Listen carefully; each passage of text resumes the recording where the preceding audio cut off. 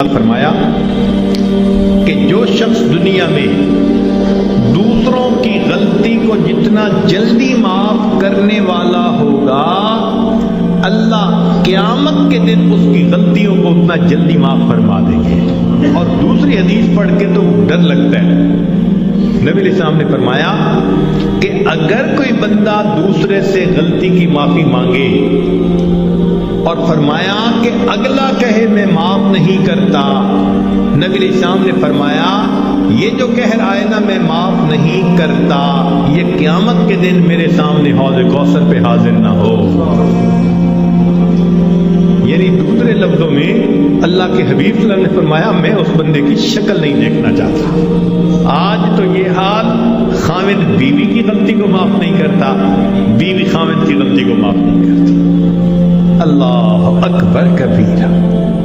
سوچئے تو صحیح ہمارے دل کی حالت کس قدر بری ہو چکی ہے، اپنوں کو معاف نہیں کرتے۔ ایک بزرگ تھے، حج کے سفر پر گئے، ان کے ہاتھ میں ایک تھیلا تھا، اس میں ان کے پیسے بھی تھے، سارا کچھ تھا۔ ایک نوجوان آیا اور اس نے جلدی سے دوڑتے ہوئے جو ہمیانی ان سے چھینی اور چھین کے بھاگ گیا۔ اللہ کی شان کہ جس نے ہمیانی چھینی تھی نا، یہ تھوڑی دور آگے گیا تو اچانک اس کی آنکھوں کی بینائی چلی گئی۔ کئی دفعہ ہوتا ہے نا، بیٹھا ہوا آدمی اٹھے تو آنکھوں میں اندھیرا آ جاتا ہے، تو اس کی بھی ایسی حالت ہوئی کہ اس کی آنکھوں میں اندھیرا، بینائی چلی گئی۔ لو جی، اس نوجوان نے تو رونا شروع کر دیا۔ لوگوں نے پوچھا کیوں روتے ہو؟ کہنے لگا کہ میں نے ایک بندے کا تھیلا چھینا، پیسے چھینے، مجھے لگتا ہے اس نے بد دعا کی، اللہ نے میری بینائی چھین لی۔ ان کا بھئی وہ بندے وہ کہاں ہے؟ کہنے لگا فلاں حجام کی دکان کے قریب۔ تو جب اس بندے کو بتایا کہ بھئی وہ بڑے بھی آگے، لوگوں نے بھی کہا معاف کر دیں، نوجوان نے بھی کہا پلیز مجھے معاف کر دیں، وہ کہنے لگے میں نے تو اسی وقت ہی معاف کر دیا تھا۔ وہ کہ جی یہ آپ کے سارے پیسے لے کے بھاگ گیا اور آپ کہتے ہیں میں نے اسی وقت معاف کر دیا تھا۔ وہ کہنے لگے ہاں مجھے خیال آیا تھا جس کی وجہ سے میں نے اسی وقت معاف کر دیا تھا۔ تو لوگوں نے پوچھا کیا خیال آیا تھا؟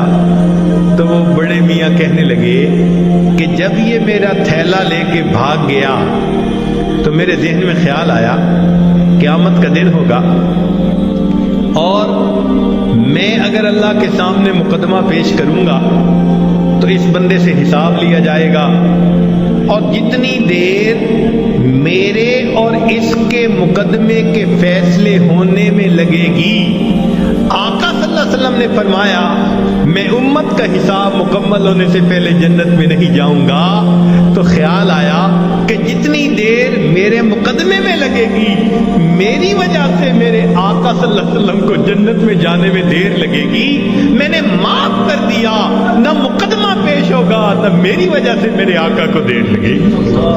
آج ہماری اگر یہ سوچ بن جائے تو ہم ہر ایک کو معاف نہ کر دیں کہ ہماری وجہ سے تو ہمارے آقا کو دیر نہ لگے نا جنت میں جانے۔ ہم بھی اپنے گھروں میں اپنی بیٹی کو، اپنے بیٹے کو، اپنی بیوی کو، اپنے بھائی کو غلطیاں ہو جاتی ہیں، باتیں ہو جاتی ہیں، تو بجائے دلوں میں کینہ رکھنے کے اور بجائے دلوں کے اندر دشمنی پالنے کے، ہم اللہ کے لیے معاف کرنے کی عادت ڈالیں۔ یہ نبی علیہ السلام کی عادت مبارکہ ہے۔ اللہ ہمیں اس سنت پر عمل کرنے کی توفیق عطا فرمائے، اور اس کے بدلے اللہ قیامت کے دن ہمارے قصوروں کو معاف فرما دے۔ میرے دوستو، ہم اس کے زیادہ محتاج ہیں۔ دوسرے نے تو ایک غلطی کی ہوگی اور ہم نے پتہ نہیں اللہ کے کتنے گناہ کیے ہیں۔